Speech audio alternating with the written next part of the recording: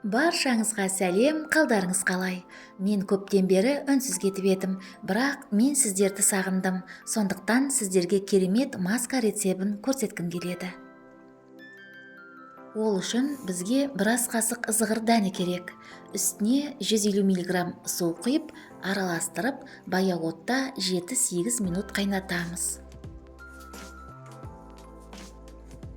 Зығыр дәні теріні терең ылғалдандырып, нәзік етеді.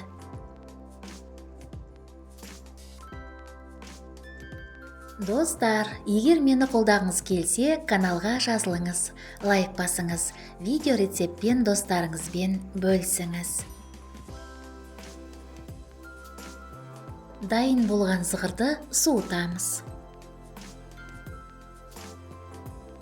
Енді масканың әсерін күшейту үшін бізге бір бума ақжелкен керек.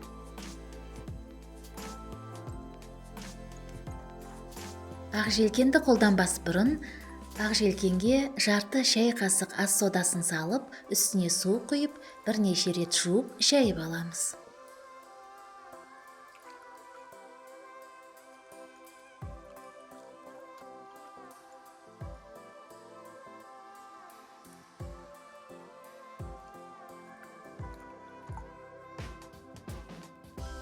Енді жуылған ақжелкенді майда бөліктерге бөлеміз.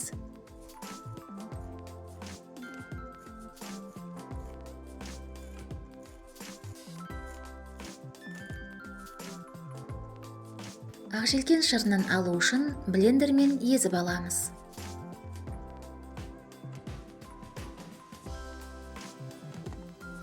Ақжелкен терімізді ағартып, балғын етеді.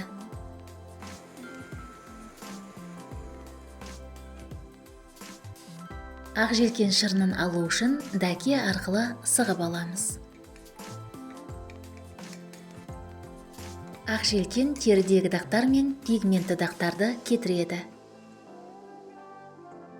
Және теріні тазартып, жас әрі балғын етеді. Достар, каналға жазылыңыздар. Мұнда сізге керекті рецептер табатыныңызға сенімдімін.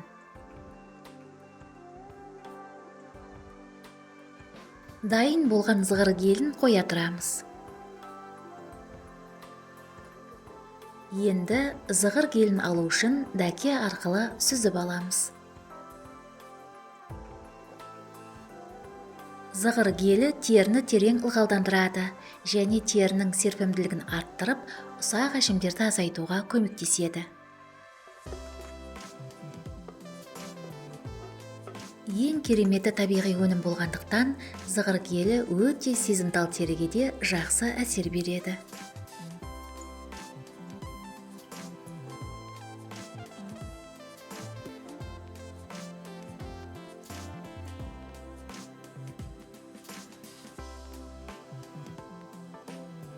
Дайын болған зығыр геліне ақжелкен шырынын қосамыз. Және де масканың әсерін күшейту үшін бізге шабдалы майынан 10 тамшы керек. Барлық ингредиенттерді жақсылап араластырамыз.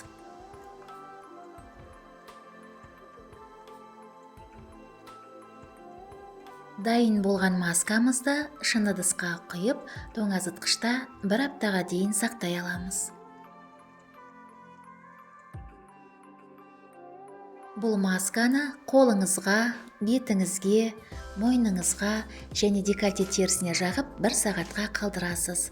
Содан кейін қалған масканы жылы сумен жуасыз. Бұл масканы көз айналасына да жағуға болады. Ұсақ әжімдердің пайда болуын азайтады. Видео рецепті көргеніңізге рахмет. Сізге денсаулық, жастық және сұлулық тілеймін. Келесі кездескенше.